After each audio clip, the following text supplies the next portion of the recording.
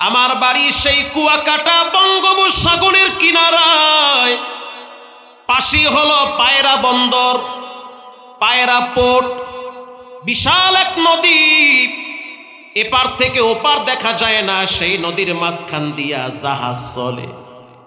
আল্লাহর কি কুদরত, কয়লা বোঝাই করা জাহাজ চলতেছে, পানির তুফানে বাড়ি মারতেছে, পানি কখনো কখনো জাহাজে ঢুকে।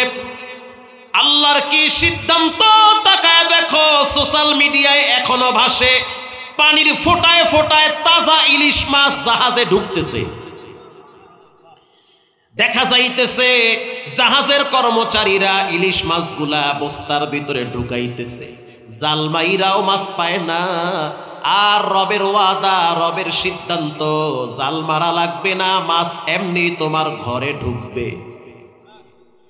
1 কেজি আর 2 কেজি না, প্রায় 2 মণ ইলিশ বিনা জালে বিনা চেষ্টায় অটোমেটিক তুফানের বাড়িতে জাহাজে ঢুকে গেছে। আল্লাহু আকবার, জোরে বলেন। চিন্তায় পড়ে গেলাম, রব্বুল আলামিন তো এক সময় মানুষদেরকে জান্নাত থেকে ডাইরেক্ট খাবার খাওয়াইতো। কোরআনে আল্লাহ বলেন মান্না ওয়াস সালওয়া, মান্না সালওয়া রব্বুল আলামিন বনি ইসরাইলদেরকে খাওয়াইছে।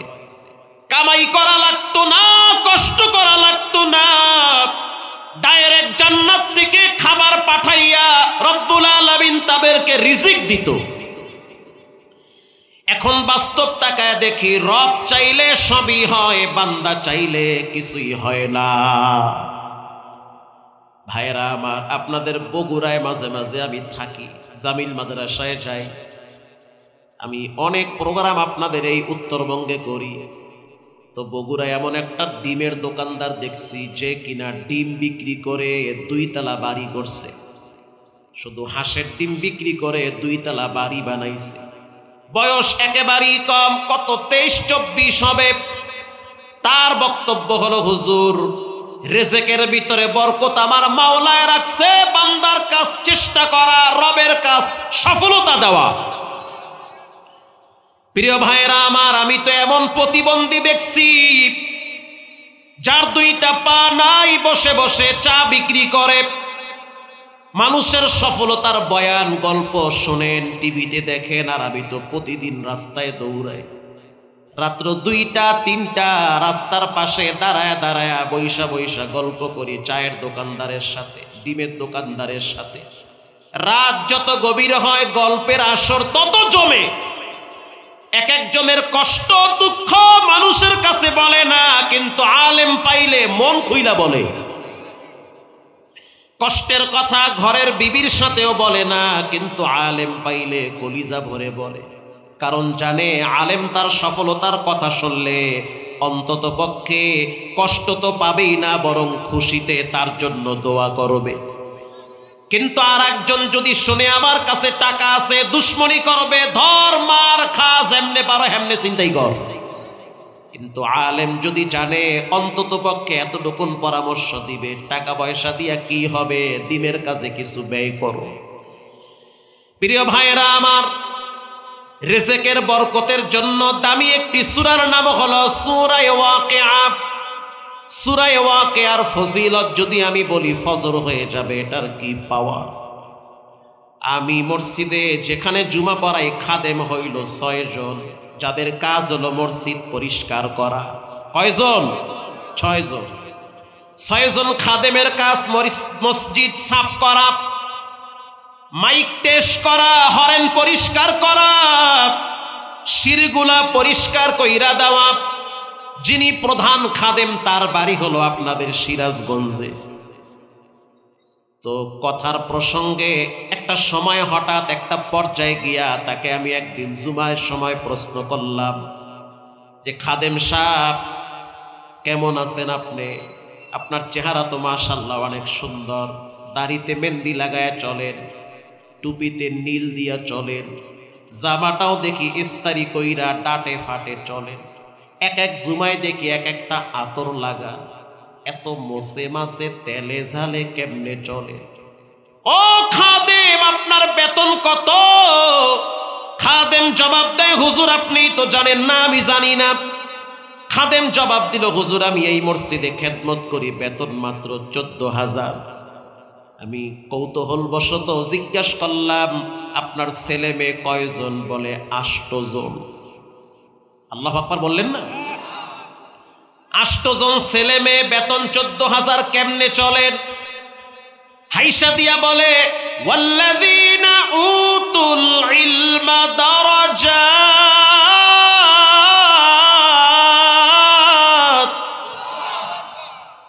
যার ভিতরে আল্লাহ কোরআনের ন্যূনতম জ্ঞান দান করে, রবের ওয়াদা, তার মর্যাদা, তার সম্মান আমি আল্লাহ বাড়ায়া দিব।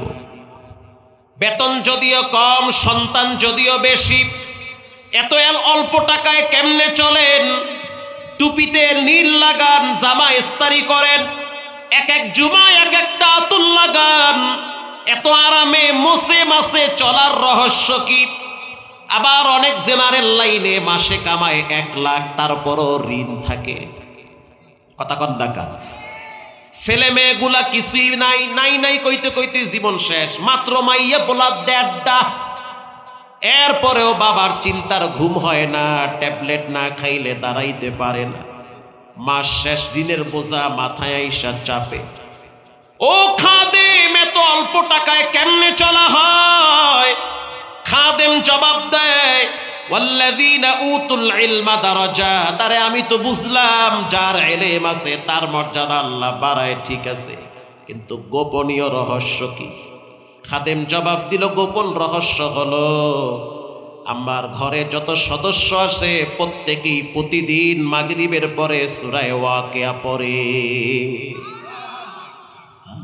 খালি সুবহানাল্লাহ কইয়া থামবে থাকেন না, ঘরে গিয়েও পড়লেন, ছেলে মেয়েদেরকেও বইলেন, কোচিং প্রাইভেট সব পড়ে, প্রতিদিন নিয়মিত কোরআন তেলাওয়াত করা লাগবে। আমাদের সন্তানরা যদি প্রতিদিন কোরআন পড়ে, কোরআন দেখে, কোরআনের সাথে ন্যূনতম সম্পর্ক থাকে, ইনশাআল্লাহ সুম্মা ইনশাআল্লাহ আগামীর বাংলাদেশ হবে কোরআনের বাংলাদেশ, ইনশাআল্লাহ। চোর চুরি করবে, হাত কেটে দাও, মোল্লার আইন না আল্লাহর আইন? মুখ বন্ধ কইরা ঘরে গিয়ে বইয়ের কানের সামনে জোরে কইবেন আল্লাহর আইন। এবার আওয়াজ দিয়ে বলেন, চোর চুরি করলে আস-সারিকু ওয়াস-সারিক ফাকতাউ, চোর যদি চুরি করে হাতটা কাইটা দাও, মোল্লার আইন না আল্লাহর আইন? মাশাআল্লাহ। বিবাহিত পুরুষ, বিবাহিত নারী যদি জিনা করে, তাহলে শরীয়তের আইন হলো রজম। শরীয়তের আইন হলো বিবাহিত নারী, বিবাহিত পুরুষ জিনা করছে, পরকিয়া করে জিনা করছে, শরীয়তের আইন হলো তাদেরকে বুক পর্যন্ত মাটিতে গাড়ো, এরপরে পাথর মেরে হত্যা করো। ও পাবনার মুসলমান, জানতে চাই এটা কি মোল্লার আইন না আল্লাহর আইন? রাগ করলে আল্লাহর লাগে বলেন, আমার লাগে চাইতেন না। অবিবাহিত নারী, অবিবাহিত পুরুষ, হ্যাঁ যুবক, তুমি তো মার্ডার কেসের আসামি, খুনি, তোমার বউ আছে, তারপরেও তুমি ভাবির লাগে আকাম করো। তোমার বউ আছে, তারপরেও তুমি বউয়ের বান্ধবীর লাগে গোপনে গোপনে 9-6 করো। যদি জেনা করে থাকো, তাহলে মনে রাখো রবের স্পষ্ট সিদ্ধান্ত হলো পাথর মেরে হত্যা করো। আল্লাহর নবীর দরবারে একজন মহিলা ঈশা বলতে আছে, তাহিরনি, আমাকে পবিত্র করে দেন, আমি পবিত্র হইতে চাই। আল্লাহর হাবিব বলল, কি পবিত্র করব? বলে, হুজুর আমি জিনা করছি। কদ জানাইতো, আমি জিনা করেছি। নবীজি বলল, না তুমি জিনা করো নাই, তুমি বাসায় চলে যাও। মহিলা আবার বলতে আছে, ইয়া নবী আল্লাহ, আমি জিনা করছি, পবিত্র করেন, গুনার গাট্টি নিয়ে কবরে যাইতে চাই না। দুনিয়ায় মানুষ বাঁচে কয়দিন?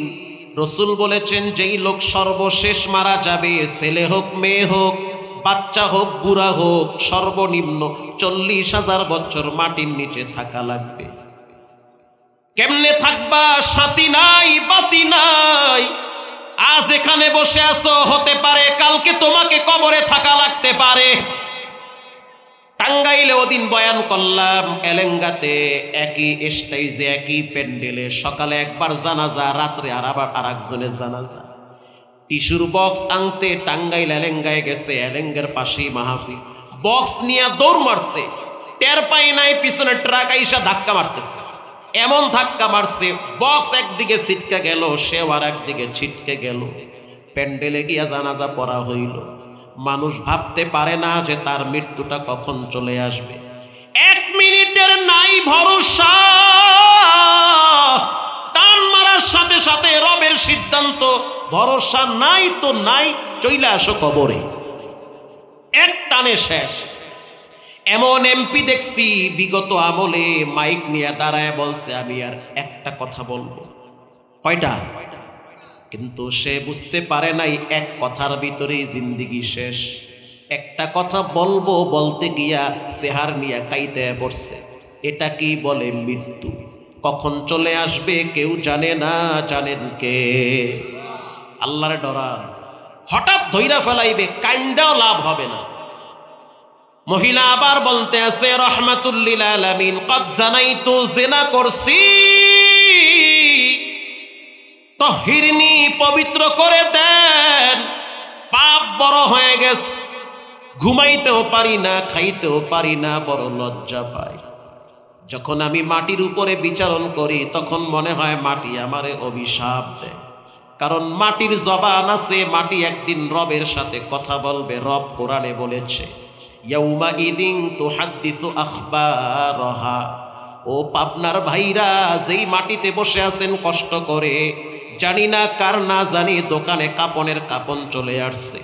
তবে লেখা রাখেন, মনে রাখেন, যেই মাটিতে কষ্ট করে বসে আছেন একদিন এমন হবে মাটি আপনার পক্ষে রবের দরবারে সাক্ষী দিয়া বলবে মাফ করে দেন। ওরে ধইরেন না, ও কষ্ট করে শীতের ভিতরে নিশিরের পানিতে ভিজে ভিজে মোল্লার কথা শুনছে। আজ বিচারের ময়দানে মাটি সাক্ষী দিলাম, ওরে মাফ করে দেন। আল্লাহু আকবার বলেন। মহিলা আবার বলল তাহিরিনি, পবিত্র করে দেন। নবীজি বলল বাড়িতে চলে যাও, তুমি জিনা করো নাই। নবী চাচ্ছে বিষয়টা গোপন থাকুক। মহিলা আবার বলতে আছে তাহিরিনি, পবিত্র করে দেন। নবীজি বলল না, তুমি জিনা করো নাই, চলে যাও। মহিলা বলতে আছে ইয়া নবী আল্লাহ, জিনা করছি, মজা পাইছি, কিন্তু মজার পরে সাজা আছে না নাই? বিবেকের আদালতের কাছে ধরা খেয়ে গেছি। রাত্রিবেলা ভয়তে ঘুমাইতে পারি না, চমকে উঠি, স্বপ্নে আজে বাজে দৃশ্য দেখি, কলিজার ভিতরে পানি শুকায় গেছে। আমি যে জেনা করছি আমার সাক্ষী আছে। আল্লাহর হাবিব বলল কে তোমার সাক্ষী? বলে আমার পেটে একটা বাচ্চা আসছে, ব্যভিচারিণী হওয়ার কারণে পেটে বাচ্চা আসছে। নবীজি বলল অপরাধ তুমি করছো, কিন্তু পেটের বাচ্চা তো অপরাধ করে নাই। বাচ্চা ভূমিষ্ঠ হোক, তারপরে দেখা যাবে। মহিলা এবার চলে গেছে। কিছুদিন পর যখন বাচ্চা ভূমিষ্ঠ হইছে, দুধের বাচ্চা নিয়ে নবীর সামনে দাঁড়ায় গেছে। আল্লাহু আকবার বলেন। স্পষ্ট হাদিস, মুসলিম শরীফের হাদিস। আল্লাহর আযাব এবং গজব পেয়ে যেই পরিমাণ ভয় পেয়েছে, মহিলা আবার গিয়া বলল দুধের বাচ্চা নিয়ে আসছি, পবিত্র করে দেন, গুনার ময়লা নিয়ে কবরে যাইতে চাই না। নবীজি বলল এতটুকুন বাচ্চা একা একা তো খাইতে পারবে না, অতএব বাচ্চা যখন নিজের হাত দিয়া মুখ দিয়া খাইতে পারবে তখন দেখা যাবে। 2 বছর দুধ পান করাও। মহিলাটা দুধের বাচ্চা নিয়ে বাসায় চলে গেল। এক একটা রাত, এক একটা দিন তার কাছে 1 বছরের সমান হয়েছে। কষ্ট কি পরিমাণ, দুঃখ! জিনা করছি, পেটে বাচ্চা আসছে, বাচ্চা ভূমিষ্ঠ হইছে। এরপরে নবীর কাছে গেছে, নবী বলে বাচ্চা বড় হোক, তারপরে দেখা যাবে। তাহলে বুঝেন আল্লাহর আযাব থেকে বাঁচার জন্য শরীয়তের আইন নিজের উপরে চাইতেছে, আল্লাহর বিচার দুনিয়াতে চায়। আল্লাহু আকবার বলেন।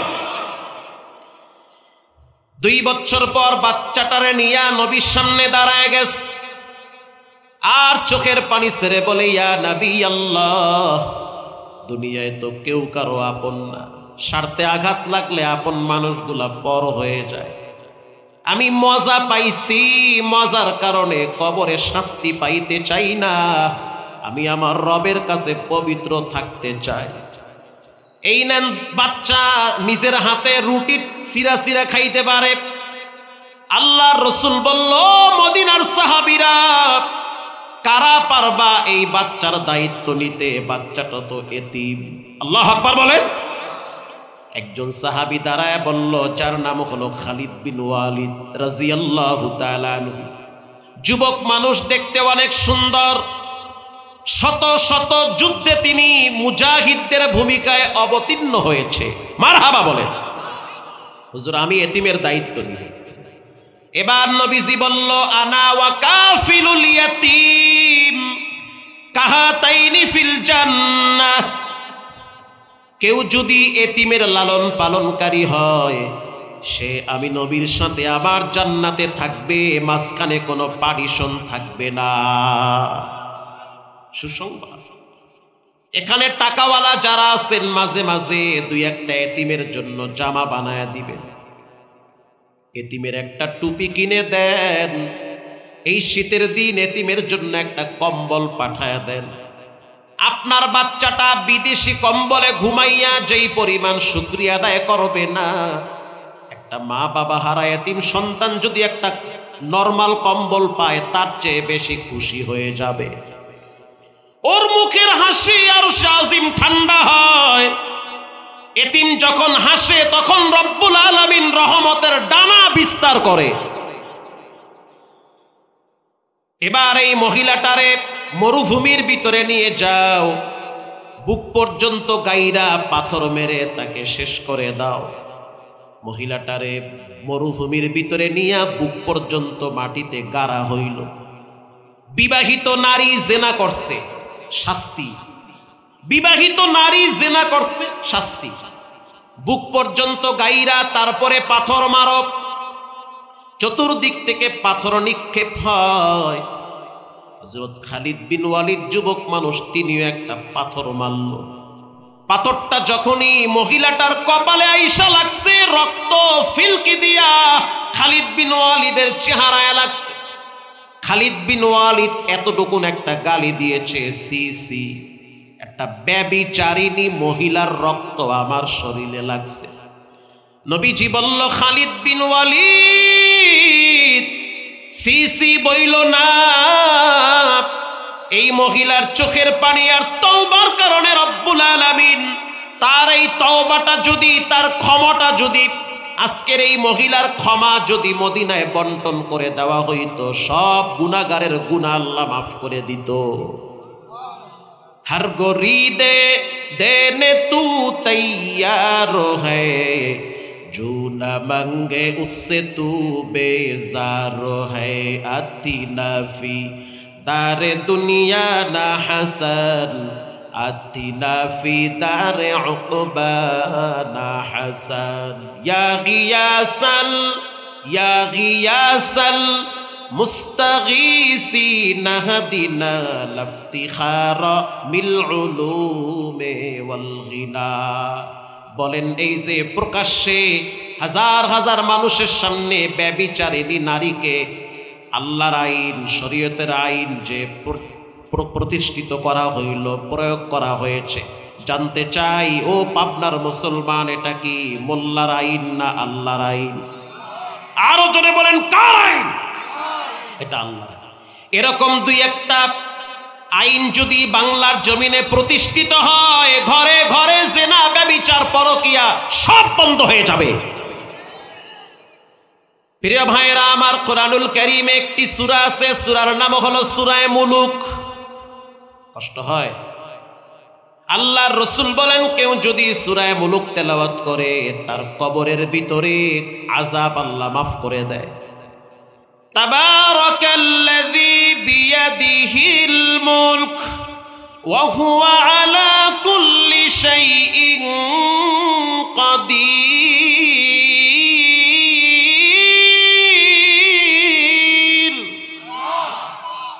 নবীজি বলেন কেউ যদি সূরা মুলুক তেলাওয়াত করে বিচারের ময়দানে রব্বুল আলামিন সূরা মুলুকের সাক্ষী বান্দার জন্য সুপারিশ কবুল করবে। এরকম একটি সূরার নাম সূরা ফাতির। নাম কি?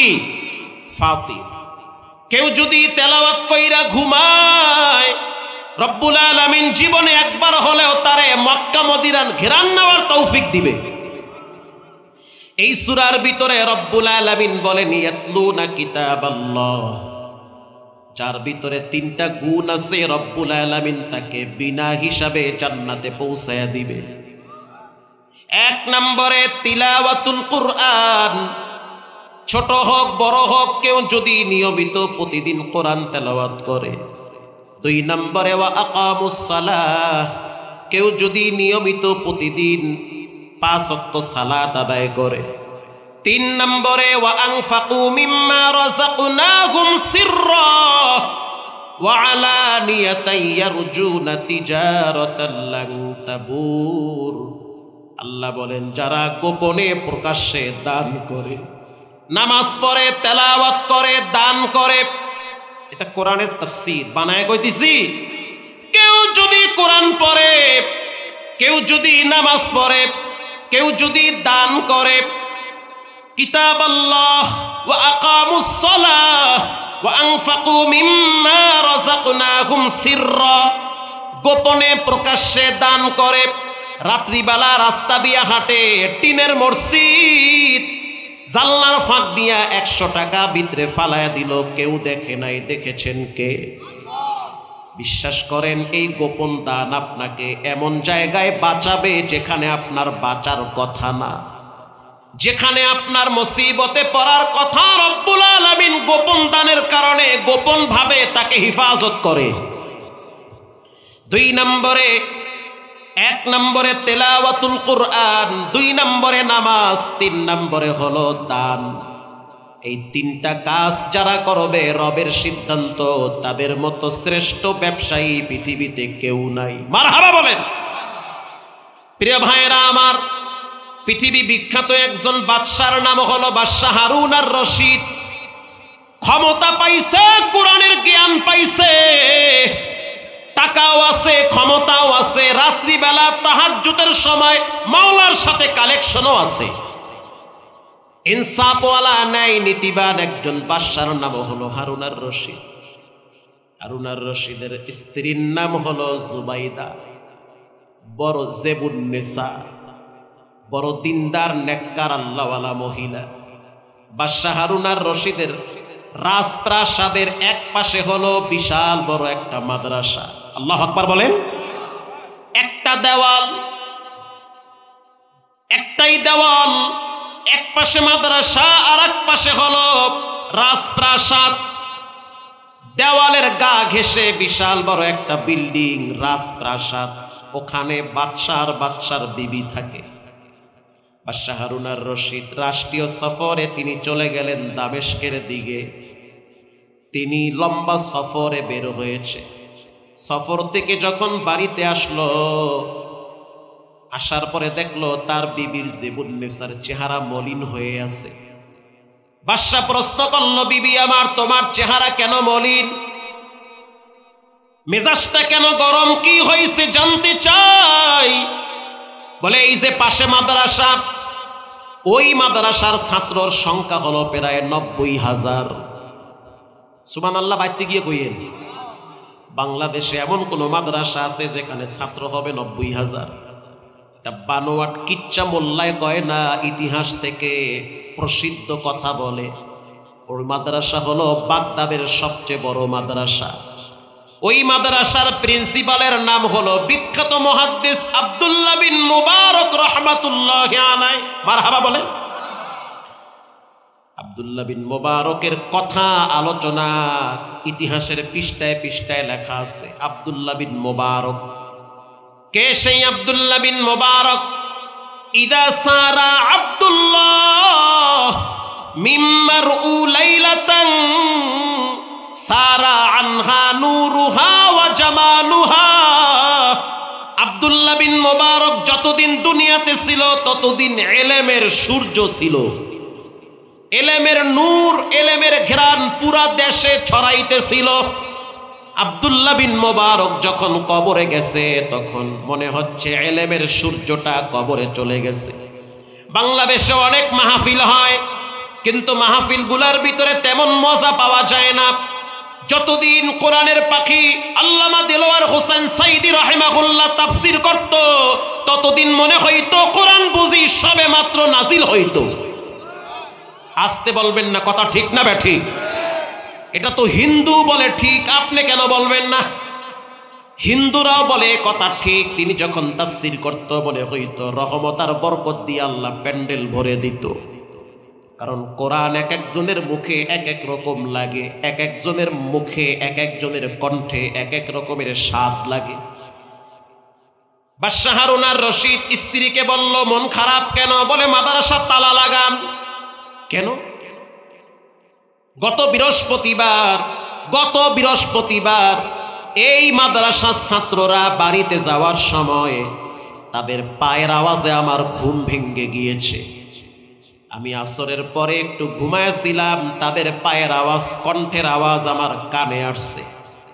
আমি খাদেমরে বললাম, কার আওয়াজ?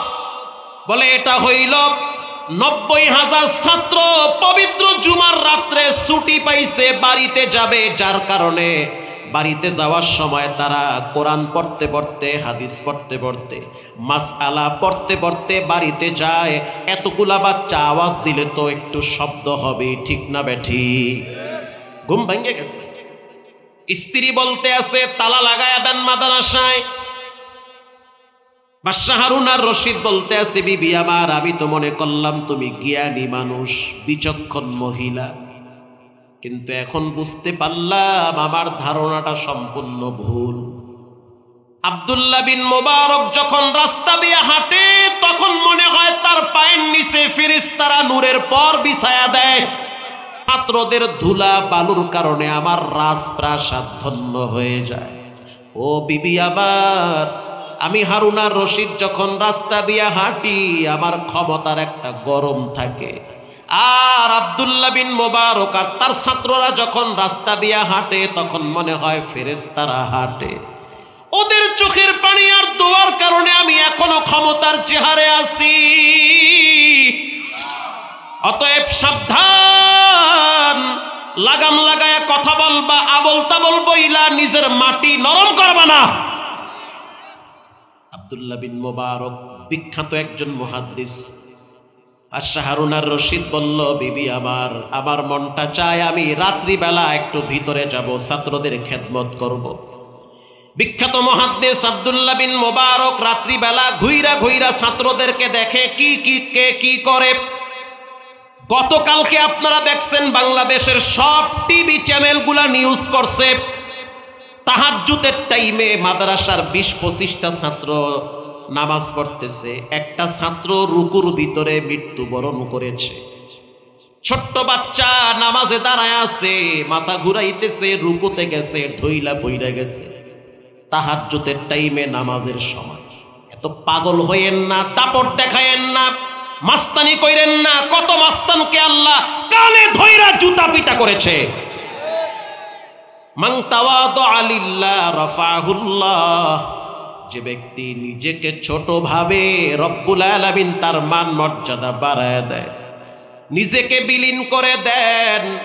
গভীর রাত স্ত্রী চোখের পানি ছেড়ে দিয়া বলল, স্বামী আমার ভুল হইছে, ক্ষমা চাই, আল্লাহর কাছেও মাপ চাই, আমি বুঝতে পারি নাই।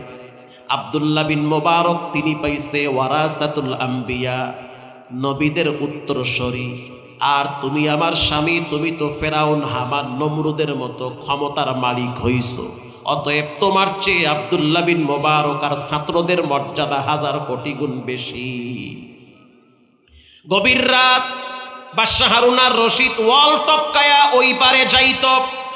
একদিন রাত্রিবেলা, বৃহস্পতিবার, সাইয়্যিদুল আইয়াম, ইয়াউমুল জুমআ, জুমার রাত বান্দার দোয়া কবুল হয়। জুমার রাত্রে হাত তুললে মালিক ফিরায় দেয় না। বাদশাহ হারুন আর রশিদ ওয়াল টপকায়া ভিতরে ঢুইকা তাকায়া দেখলো কয়েকশো ছাত্র তাহাজ্জুদের টাইমে দাঁড়ায় দাঁড়ায় কোরআন তেলাওয়াত করে। বাংলাদেশে যত বড় বড় মাদ্রাসা আছে গিয়া দেখেন, তাহাজ্জুদের টাইমে ছাত্ররা ঠান্ডার ভিতরে কাঁপতে কাঁপতে নামাজে দাঁড়ায় যায়। ও পাবনার ভাইরা, তোমার ছেলে ঘুমায়, আমার ছেলেও ঘুমায়, তোমার বউ ঘুমায়, তোমার মেয়েটা ঘুমায়, অথচ বাচ্চাগুলার দিকে তাকায়া দেখো, তাদের তেমন খানাও নাই, থাকার মতো ঘরটাও তেমন সুন্দর না, ভাঙ্গা টিমের তলে ঘুমায়, বৃষ্টির পানিগুলা নিশিরের পানিগুলা বায়া বায়া তাদের শরীরে পড়ে। তারপরেও তারা যখন তাহাজ্জুদে দাঁড়ায়, চোখের পানি ছেড়ে দিয়া বলে, মালিক, এই মহল্লার মানুষগুলার টাকা পয়সা খাইয়ে আমরা আলেম হইতেছি, আল্লাহ মহল্লার ভিতরে রহমত আর বরকতের ডানা বিছায়া দেন। তোমার জন্য দোয়া করে, তাদের দোয়ার চোখের পানির কারণে বাংলাদেশ লড়ে চড়ে এখনো ভূমিকম্পে ভেঙ্গে পড়ে না। প্রিয় ভাইয়েরা আমার, বাদশাহ হারুন আর রশিদ যখন ভিতরে ঢুকলো, তাকায় দেখলো কিছু বাচ্চারা কূপের কিনারায় দাঁড়ায় দাঁড়ায় উজু করতেছে। হারুন আর রশিদ মসজিদের কোনায় দাঁড়ায় দেখলো কিছু বাচ্চা নামাজ পড়ে। হারুন আর রশিদ এবার যখন দেখলো বাচ্চারা ভিতরে ঢুকছে, তাদের পায়ের জুতাগুলা নিজের হাতে ঠিক করে দিতেছে। বাদশাহ হারুন আর রশিদ, যে যারে চিনে সে তারে মানে। হারুন আর রশিদ যখন জুতা ঠিক করলো, তখন তার মাথার উপরে কালো চাদর ছিল। উয়ুনুল হিকায়াতে আসছে, এরপরে কারি তৈয়ব সাহেব রহমাতুল্লাহি আলাইহি হাকিমুল ইসলামের ভিতরে স্পষ্ট লিখেছেন, কালো চাদর গায়ে দিয়া বাচ্চাদের পায়ের জুতা ঠিক করে দেয়। একটা বাচ্চা দেখায় চিনা ফেলাইছে আপনারা বাদশা। আপনি যখন রাস্তা দিয়ে হাঁটেন তখন হাজার হাজার প্রশাসন আপনারে স্যালুট দেয়। হারুন আর রশিদ বলে, আমি বাদশা না, এই মুহূর্তে আমি একজন জাহান্নামের আসামি, আমার মতো গুনাহগার কেউ নাই। দিনের বেলায় রাজত্ব চালাই, রাত্রিবেলা মাওলারে খুশি করার জন্য তোমাদের পায়ের জুতা ঠিক করি। এই দুনিয়ায় মানুষ বাঁচে কয়েকদিন। কারুন মরছে, মানুষ তার নাম শুনলে অভিশাপ দেয়। হামান মারা গেছে, নাম শুনলে জুতা মারে। ফেরাউন মারা গেছে, নাম শুনলে থুতু মারে। হারুন আর রশিদ মইরা গেছে, নাম শুনলে তার জন্য দোয়া করে। প্রিয় ভাইয়েরা আমার, এই প্যান্ডেলে অনেক মানুষ বসা আছে। দোয়া হয়ে যাওয়ার পর আপনারা ঘরে গিয়া দেখবেন মা ঘুমায় রইছে, বাবা ঘুমায় রইছে। আবার এমন আছেন মাও ঘুমায় নাই, বাবাও ঘুমায় নাই। আবার এমনও মানুষ আছেন ঘরে গিয়া দেখবেন মা নাই, মায়ের খালি বিছানাটা পড়ে আছে, আব্বার খালি যায় নামাজটা পড়ে আছে। যুবক ভাইয়েরা, মুরব্বী বাবারা, যার মা বাবা বেঁচে আছে, রবের দরবারে শুকরিয়া আদায় করেন, আপনার জান্নাত আপনার ঘরে এখনো জমা আছে। যার আব্বা আম্মা নাই, এখন মনে হয় ঘরটা খালি খালি লাগে, আগের মতো আর শান্তি পাওয়া যায় না। সংসারের জন্য এত খরচ আমি করি, তারপরেও মাঝে মাঝে কষ্ট হয়। আর মনে হয় যদি মা বাবারে আল্লাহ আরো কিছুদিন বাঁচায় রাখতো, তাহলে মনের ভিতরে শান্তি পাইতাম। আলহামদুলিল্লাহ, 95 লক্ষ টাকা দিয়ে মোহাম্মদপুর জায়গা কিনছি, প্রতিবন্ধীদের মাদ্রাসা হবে। প্রবাসী বলল, হুজুর টেনশনের কারণ নাই, এক সাবের 52 লক্ষ আমি একাই দিব। চাপা না, গায়ের জলে বলি না, মিথ্যা মনে করবেন না। মায়ের দোয়া, বাবার দোয়া, সব হওয়া সম্ভব। সূরার নাম সূরা ফাতিহা। প্রত্যেকটা সূরার আলাদা কিছু গুণ এবং বৈশিষ্ট্য, কিছু ফজিলত আছে। বর্তমান ঘরে ঘরে ব্ল্যাক ম্যাজিক, জাদু বের হয়েছে। অসংখ্য মানুষের ঘর সংসার জাদুর মাধ্যমে শেষ করে দিচ্ছে। ওদিন টাঙ্গাইলে বয়ানে গেলাম, দেলদুয়ারে অনেক সুন্দর একটা বাচ্চা, বাবায় থাকে জার্মানি, পয়সাওয়ালা। রাত্রিবেলা ঘুমাইছে, সকালবেলা কথা বলতে পারে না। বাচ্চা নিয়ে আসছে আমার কাছে, তো গার্জিয়ান বলতে আছে, হুজুর ও হাসে আবার কান্দে আবার খিচুনি দেয়। বুঝতে পারলাম যে আসলে হয়তো দূর থেকে কেউ দুশ্মনী করে জাদু করতেছে। জাদু সত্য, জাদু কইরা আপনাকে, আপনার ছেলে মেয়েকে, আপনার বউরে, আপনার মা বাবারে যে কোনো সময় ধ্বংস করে দিতে পারে। পরিস্থিতি এত ভয়াবহ করবে, আপনি পাগল হয়ে যাবেন। খাওয়ারও টাইম পাবেন না যে কি পরিমাণ জাদুর প্রভাব বাংলাদেশে বেড়েছে। আপনারে গুলি কইরা মারা লাগবে না, আপনারে তিলে তিলে ধুকে ধুকে জাদুর মাধ্যমে মারবে। এই জাদুর প্রভাবকে নির্মূল করতে হলে কোনো প্যারাসিটামল আর নাপাকটিন হিস্টাসিন আর বাংলাদেশের কোনো ডাক্তারের প্রেসক্রিপশনে হবে না। জাদু নির্মূল করতে হলে কোরআনের ট্রিটমেন্ট লাগবে, তা না হলে বাঁচতে পারবেন না। বদ জিনের উৎপাত বেড়েছে, জাদুরও উৎপাত বেড়ে গিয়েছে। রহমাতুল্লিল আলামিন অসুস্থ হয়ে গেলেন। সানবারান বক্সের সান আরো দেন, টনটনা দেন, ভলিউম দেন, ঢম ঢম দেন বাড়ি। আমার গলা তো টনটনা গলা, এত দূরে বক্স ফিট করে কানের দ্বারে, কানটা ফাটাইবে না আগে। আমার তো গলা টনটনা। তাকবীর জোরে দেন, নারায়ে তাকবীর। রাগ করেন না, আমার তো ঠিক করা লাগবে। আমি তো প্রতিদিন চিল্লাই, এই যে হচ্ছে হবে, ওনারা ডরায় না জানি কাইটে যায় লাইন। ভয় নাই, ঠিক হয়ে যাবে। মারহাবা বলেন। ইয়াউমা লা ইয়ানফাউ মালু ওয়ালা বানুন। একটু পরে কহেন আল্লাহ। ইয়াউমা লা ইয়ানফাউ মালু ওয়ালা বানুন।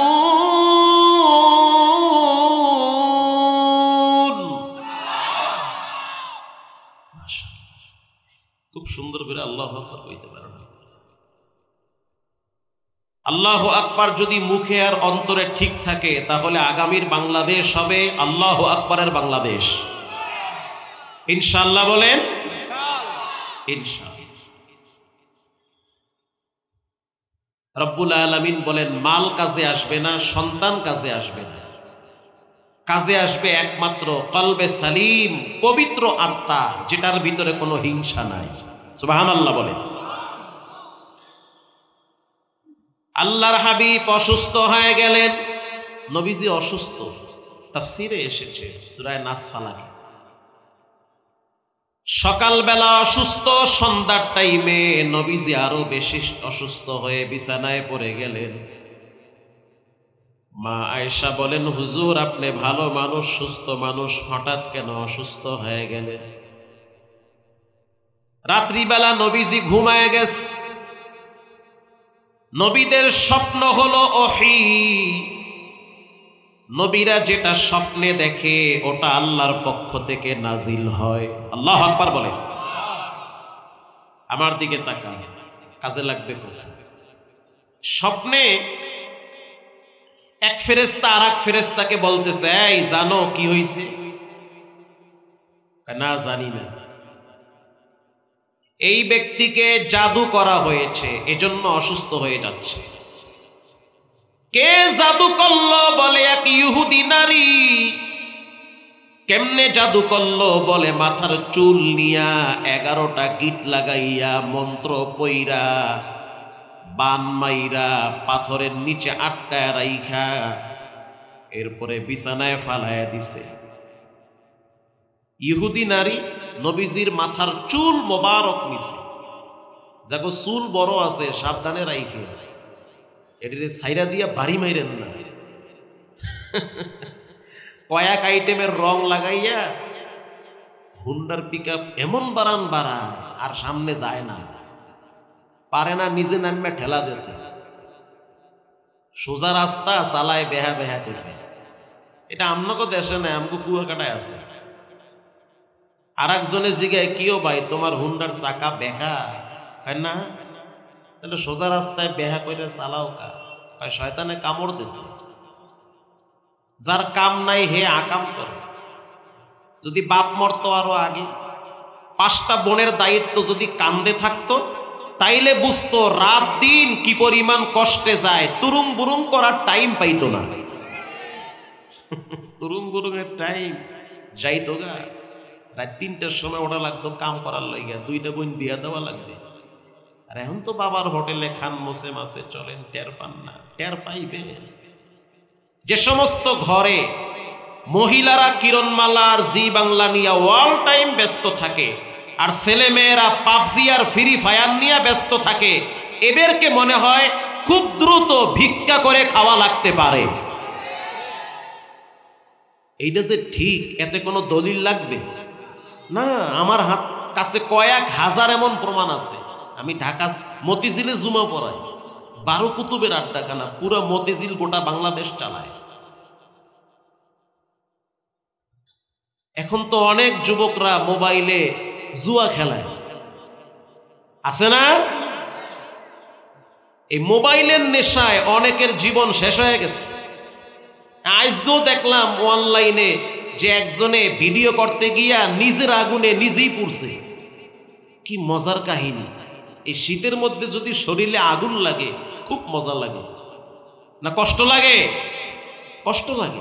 হ্যাঁ, কয় মজা লাগে। গত কয়েকদিন আগে দেখলাম 2 জন ম্যাডাম ছাদে উঠছে ভিডিও করতে, টিকটক বানাইবে। কারেন্টের তার যে উপরে আছে টের পায় নাই, কারেন্টের তার ধরতে গেছে, মনে করছে এটা দুলাভাইয়ের বাড়ির রাস্তা। কিন্তু নসিব এত খারাপ, ধরার সাথে সাথে কারেন্টে তো ধরে ফেলাইছে। যাও কই, বহুত তুরুম করছে, এবার আমার লাগে সাক্ষাৎ করো। পিছনে যে আছে হেও ধরছে, হ্যারে কারেন্ট কয় তুই যাও কই, তোরেও খাইছি। 2টা তাজা সুন্দরী রূপসী মেয়ে জাগায় পুইরা কয়লা হয়ে গেছে। কুষ্টিয়ার ঘটনা গোটা পৃথিবীর মানুষ দেখছে। বাপ ছেলেরে জবাই করছে, ছেলে বাবারে জবাই করছে। কারণ কি? এই মোবাইলের কারণে। ভোলা, আপনারা জানেন ছেলে মোবাইলের প্রতি এমন আসক্ত হয়ে গেছে যে 6 বাচ্চার মায়ের সাথে 14 বছরের ছেলে প্রেম করে। মারহাবা, আউযুবিল্লাহ না নাউযুবিল্লাহ বলেন, এমনটা হয় না? এই গজব কই নিয়ে ঠেকছে টের পাইছেন? কোন ঘাটের পানি কই যায় আপনি তো কল্পনাই করতে পারবেন না।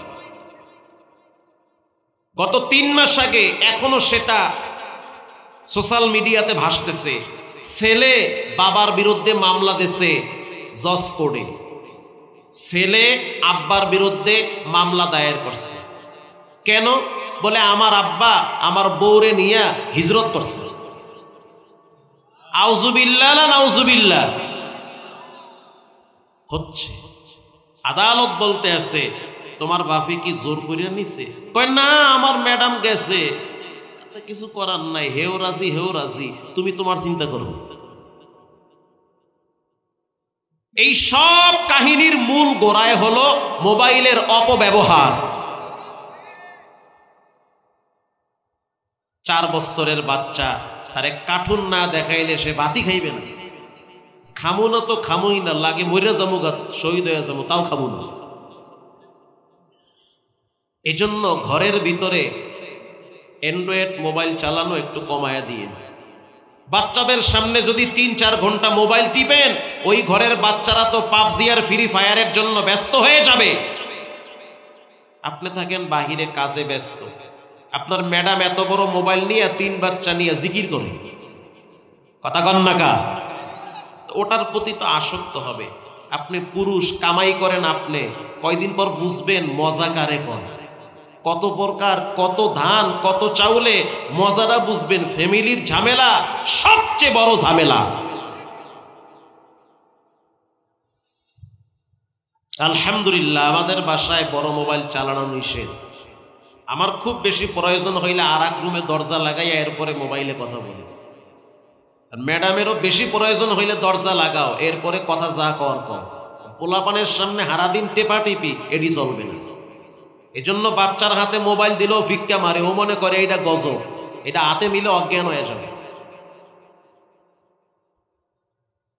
আল্লাহ তাআলা এই জাতিকে, যুব সমাজকে, তরুণ তরুণীদেরকে মোবাইলের অপব্যবহার থেকে হেফাজত করেন। আপনি কি কম দুঃখের কথা কন, জুমার দিন খতিব সাহেব খুতবা দেয়, একটা সময় এমন ছিল সবাই বৈশা বৈশা খতিব সাহেবের বয়ান শোনে। কি ভাই কথা ঠিক না? আর এখন অনেকেই জুমার দিন মসজিদে বইয়া খতিবের দিকে না চাইয়া নিচের দিকে মোরাকাবায় থাকে, পরে আর একজনে চাইয়া দেখে মোবাইলে খেলা দেখে। কথা কন না কা? ঠিক কথা। আল্লাহ তাআলা এই জাতিকে হেফাজত করেন, আমিন বলেন। একজন ফেরেশতা আর একজন ফেরেশতাকে বলে জাদু করা হয়েছে। দ্বিতীয় ফেরেশতা বলল কেমনে জাদু করলো? বলে একজন ইহুদি নারী মাথার চুল নিয়ে গেছে, সেই চুলের ভিতরে 11টা গিট লাগাইয়া মন্ত্র পড়ছে। একটা গিট লাগায় একবার মন্ত্র পড়ে, আর একটা গিট লাগায় আর একবার মন্ত্র পড়ে। যারা কুফুরি কালাম করে তারা কিন্তু আপনার জামার সুতা নিয়াও 2 নম্বরই করতে পারে। কথা কন না কা? যারা কুফুরি কালাম করে তারা আপনার মাথার চুল নিয়েও দুশ্মনী করবে, মানে শরীরের একটা কিছু পাইলেই আপনার সাইজ করতে বেশি দূরে যাওয়া লাগবে না। কষ্ট হয় আপনাদের? হবে না, ঠান্ডা মাথায় শুনুন। দ্বিতীয় ফেরেশতা প্রশ্ন করলো কোথায় সেই চুল? এটা কি বাস্তব দেখতেছে না স্বপ্নে? স্বপ্নে। কে স্বপ্নে দেখে? আমাদের নবী মুহাম্মদুর রাসূলুল্লাহ সাল্লাল্লাহু আলাইহি ওয়াসাল্লাম, তিনি স্বপ্নে দেখে। 2 জন ফেরেশতা কথা বলে। প্রথম ফেরেশতা আবার বলল ভাই, একটা গুহার ভিতরে, গর্তের ভিতরে, পাথরের নিচে এই ব্যক্তির চুলটারে ঠাইসা ধইরা রাখছে, আটকায়া রাখছে। কথা কি বুঝতেছেন? মানে চুলটারে নিয়া পাথর দিয়া ঢাইকা রাখছে, চাপে রাখছে। আল্লাহর নবী সকালবেলা হযরত আলীকে ডাক দিছে। আল্লাহর নবীর জামাতা হযরত আলীকে নবী বলেন যাও কূপের কিনারায় যাও, গিয়া দেখো সেখানে আমার চুল আছে। হযরত আলী কূপের কিনারায় যখন গেল, সেই কূপের ভিতর থেকে সুগন্ধির ঘ্রাণ আসতেছে। আল্লাহু আকবার, জোরে বলেন। ওখানে রহমাতুল্লিল আলামিনের চুল মোবারক আছে। আপনাদের কি কষ্ট হয়? ওটা বসা করেন যে 2-1 জন, বয়ান ভাল লাগে না? না যাক, ভাল লাগলে থাকবেন, না ভাল লাগলে থাকবেন। আমিও জোর করে আইনি, আমারে জোর করেই আনছি। আর আমি এমন ওয়াজ করুন না যে এখানে করলে আরো 5 জায়গায় দাওয়াত নেওয়া লাগবে। আমার যে কি পরিমাণ দাওয়াতের চাপ এটা আমি বুঝি। ফোন টোন সব বন্ধ আছে আল্লাহর দয়ায়। আমি আমার মনের মতো ওয়াজ করবো, ভাল লাগলে থাকবেন, না ভাল লাগলে নাই। আল্লাহু আকবার বলেন। হযরত আলী রাদিয়াল্লাহু তাআলা আনহু ওখানে গিয়া চুল উঠাইলো, তাকায়া দেখলো 11টা গিট লাগানো আছে। আল্লাহর নবীর সামনে দাঁড়ায় গেল। আল্লাহর নবীর চেহারা মলিন হয়ে গেছে। হযরত জিবরাইল আমিন নবীর সামনে দাঁড়ায় বলতেছে হুজুর, আমি আপনার জন্য কোরআনুল কারীম থেকে 2টা ঔষধ নিয়ে আসছি। আল্লাহু আকবার বলেন। ঔষধের ব্যাখ্যা হলো 2টা সূরা, কারণ কোরআনকে আল্লাহ পাক ঔষধের সাথে তুলনা করছে। ঔষধ খাইলে যেমন মানুষ সুস্থ হয়, কোরআন দ্বারাও মানুষের ব্যক্তি জীবন, পারিবারিক জীবন, অর্থনৈতিক জীবন, রাষ্ট্রীয় জীবনে যত রোগ আছে সব রোগ নির্মূল করার জন্য কোরআন যথেষ্ট পরিমাণ সক্ষম। কি ভাই, কথা ঠিক না? হযরত জিবরাইল বলল আল্লাহর হাবিব, আপনি জিহ্বা লড়াইয়া সূরা ফালাক থেকে প্রথম আয়াত পাঠ করেন। হযরত জিবরাইল নবীকে পড়া শোনাইতেছে, পড়েন কুল আউযু বিরাব্বিল ফালাক। পড়ার সাথে সাথে আপনি ফু মারেন। নবীজি পড়ল, তাকায় দেখলো একটা করে গিট খুলে যাইতেছে। আরো জোরে বলেন সুবহানাল্লাহ। গিট খুলে গেছে। ওগো আল্লাহর হাবিব, আবার তেলাওয়াত করেন। আবার তেলাওয়াত করলো, সূরা ফালাক পড়লো। এবার হযরত জিবরাইল বলল আপনি এবার সূরা নাস পড়েন। কুল আউযু বিরাব্বিন নাস মালিকিন নাস ইলাহিন নাস। একটা আয়াত পড়েন, একটা করে গিট খুলবে।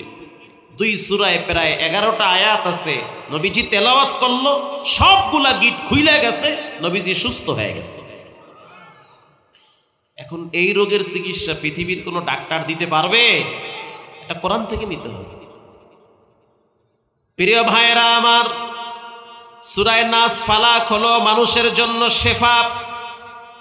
আমি আমার স্ত্রীকে জানায়া দিছি, প্রতিদিন তোমার ডিউটি হলো বাচ্চাগুলারে সূরা নাস ফালাক করে ফু মারবা। ওরা মাদ্রাসায় যায়, মক্তবে যায়, বাহিরে বের হয়, অনেক দুশমনরা দূর থেকে ক্ষতি করতে পারে। কথা কন না? আল্লাহর হাবিব বলল, আলী তুমি তোমার সন্তানদেরকে শুনাইয়া দাও, প্রতিদিন সূরা নাস ফালাক করে যেন শরীরে দম করে। শরীর স্বাস্থ্য সুস্থ রাখার জন্য 4টা সূরা আছে। একটা হলো সূরা কাফিরুন, আর একটার নাম হলো সূরা ইখলাস, আর একটার নাম হলো সূরা ফালাক, আর একটার নাম হলো সূরা নাস। এই 4টাকে বলা হয় সূরাতুশ শিফা। হযরত নবী করিম সাল্লাল্লাহু আলাইহি ওয়াসাল্লাম নিজেও পড়তো, তার মেয়েও পড়তো, তার জামাতাও পড়তো। নবী শিক্ষা দিল, উম্মত তুমি প্রতিদিন সূরা নাস ফালাক, সূরা কাফিরুন, সূরা ইখলাস পড়ে দম করো। আরশের মালিক তোমার দুশমনদের চোখ থেকে তোমাকে এবং তোমার ফ্যামিলিকে হেফাজত করবে। সুবহানাল্লাহ, জোরে বলেন। যুবক ভাইরা, কত দুশমন আপনার ডানে বামে। আরে বড় দুশমন তো আপনার ঘরেই থাকতে পারে। আপনার আপনজন বন্ধু বান্ধব মুখে হাসি দিয়ে সামনে আসবে, কিন্তু সে চায় আপনি ধ্বংস হয়ে যান। সে অলরেডি চেষ্টাও চালাইতেছে, আপনি হয়তো বুঝেন না। এজন্য প্রত্যেকটা মুসলমানের বাচ্চার কোরআনুল কারীম থেকে লাস্টের 10টা সূরা মুখস্থ করা একেবারেই জরুরি। হাদিস শরীফে আসছে, কেউ যদি সূরা ইখলাস একবার পাঠ করে, তার আমলনামায় 10 পারা কোরআনের নেকি জমা হয়ে যায়।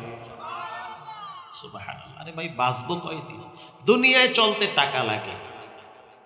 আপনি বিছানায় পইরা থাকলেও তো পরিষ্কার করতেও তো 2-1 জন মানুষ লাগবে, টাকা দিয়ে খরচ করতে হবে। যেদিন আপনার চোখ বন্ধ হয়ে যাবে, টাকা কাজে আসবে না, সম্পদ কাজে আসবে না, সর্বোচ্চ কবর পর্যন্ত যাবে, আপনার পরিবার কবর পর্যন্ত যাবে। ঠান্ডা মাথায় আপনারে বিদায় দিবে। এরপরে আপনার সন্তানরা আপনার সম্পদ নিয়ে মারামারি কারাকারি করবে। নিজের ভালো তো পাগলেও বুঝে। আরে যে পাগল, হগা কোম্পানির মগা পাগল, হেও তো নিজের ভালোটা বুঝে। বিড়ি পাইলে হের মুখে হাসি ফুটে, পাগলে খুব খুশি। সারাদিন পরিশ্রম করেন ছেলেমেয়ের জন্য, অথচ রব্বুল আলামিন চায় না যে আপনি হঠাৎ মৃত্যুবরণ করে জাহান্নামে যান। জানাজা পইরা লাভ নাই, যদি আপনি ফজরের নামাজ পড়তে না পারেন তো জানাজা পইরা লাভ কি? সারাদিন পত্রিকা পড়ার সময় হয়, চায়ের দোকানে 3 ঘন্টা বসে বসে টিভি দেখার সময় হয়, অথচ কবরের পুঁজি, কবরের বাতি, কোরআন থেকে 2-4টা সূরা পড়ার সময় হয় না। ধানমন্ডি তাকওয়া মসজিদ, ঢাকায় গেলে একদিন ফজর কইরেন তাকওয়া মসজিদে, দেখবেন ফজরের নামাজের টাইমে 6-7 ছাত্র দিয়া পুরা 3 কাতার মসজিদ ভরা। আল্লাহু আকবার বলেন। কেউ ফকিন্নি না, সব পয়সাওয়ালার পোলা, টাকাওয়ালার পোলা। ধানমন্ডি বোঝেন না, পয়সাওয়ালার পোলা। হ্যাঁ, এই তো 19 6-7 ছাত্র ফজরের টাইমে শীতে কাঁপতে কাঁপতে আল্লাহু আকবার দাঁড়ায় গেছে মসজিদে। আর আপনি এত বড় একটা পোলা, ফজর পড়েন না, মোবাইল টিপে, এশা পড়লেন না, মোবাইল টিপে, এশা তো পড়লেনই না, আবার নিয়ত করছেন ফজরও পড়বো না। ফজর তো পড়লেন না, শীতের মধ্যে বুঝলাম, জহুরটা পড়েন, হেটাও পড়বেন না। আপনি কি মরবেন না? আপনার কবরে যাওয়া লাগবে না? আপনি আল্লাহর উপরে এত দুশ্মনী কেন করেন? আল্লাহর সাথে আপনার কি শত্রুতামি যে আল্লাহরে আপনি 1.5 ঘন্টা দিবেন? ওই সময় হয় না। বান্ধবীরে সময় দেন, বন্ধুরে সময় দেন, পার্টি অফিসে সময় দেন, নেতারে সময় দেন, নেত্রীকে সময় দেন, আল্লাহরে সময় দেন না, নিমুখ হারাম। ঠিক না বেঠিক? আমি আপনি নিমুখ হারাম। কুকুরের ভিতরে 10টা গুণ আছে। 1 নম্বরের গুণ, কুকুর তার প্রভুভক্ত হয়। কুকুরকে যদি আপনি একটা রুটি খাওয়ান, সে আপনাকে দেখে চিনা রাখবে, আপনার বাড়ি পাহারা দিবে, আপনার দোকান পাহারা দিবে। একটা ইন্দুর গেলেও কুত্তার মাথা গরম থাকে। কি ভাই কথা ঠিক না বেঠিক? আপনি আমি মানুষ, আল্লাহর দেওয়া শ্বাস টানি, শ্বাস ছাড়ি। এই যে টানলাম, ইয়াউমা লা ইয়ানফাউ মালু ওয়ালা বানুন,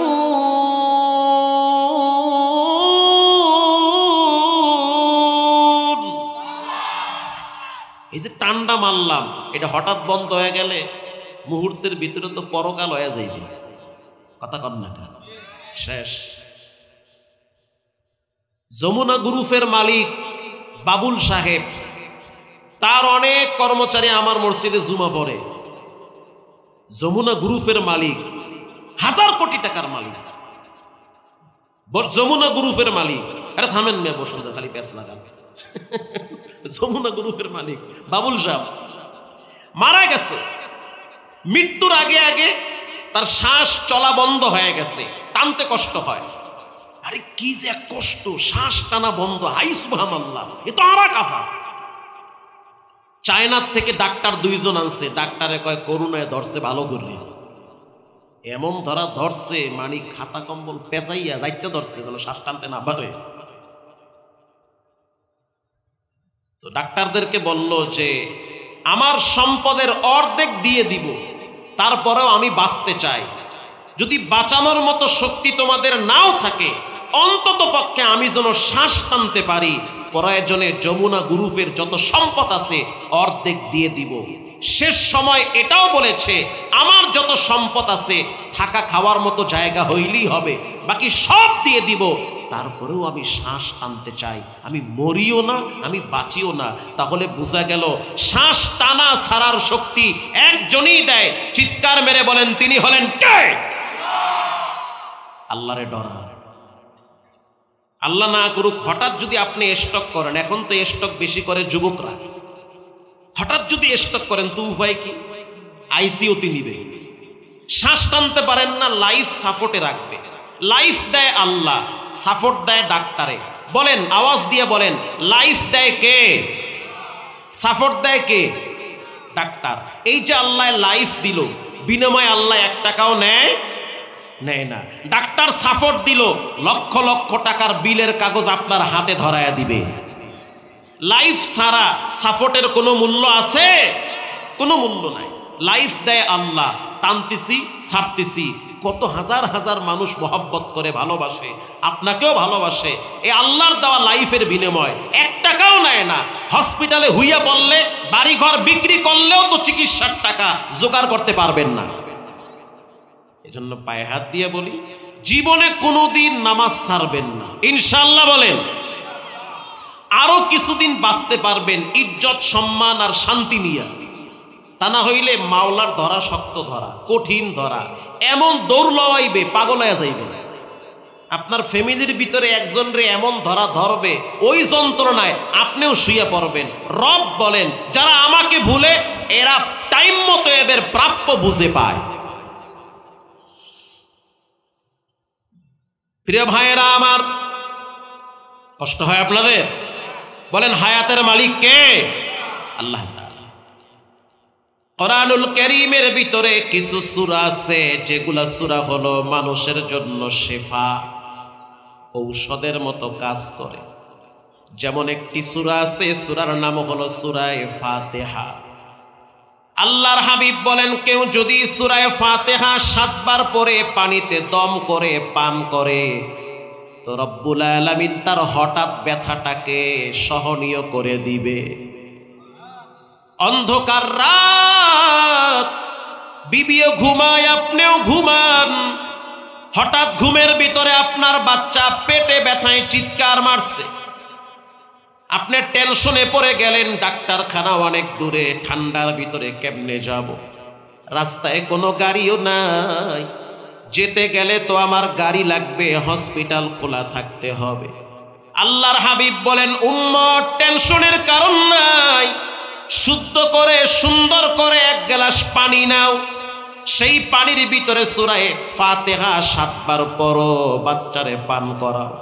রব চাইলে মুহূর্তের ভিতরে বাচ্চার ব্যথাটাকে সহনীয় করে দিবে। আপনার স্ত্রী প্রেগনেন্ট, বাচ্চা বড় হয়ে গেছে পেটে, একটু পরপর ব্যথা শুরু হয়, কি করবে? সূরা ফাতিহা পড়েন, ফু মারেন, খান। এটাকে বলা হয় সূরাতুশ শিফা, উম্মুল কোরআন। 30 পারা কোরআনে যা আছে সূরা ফাতিহার ভিতরে তাই আছে। ফাতিহা মানে স্টার্ট করা, ওপেন করা, চালু করা। আল্লাহু আকবার বলেন।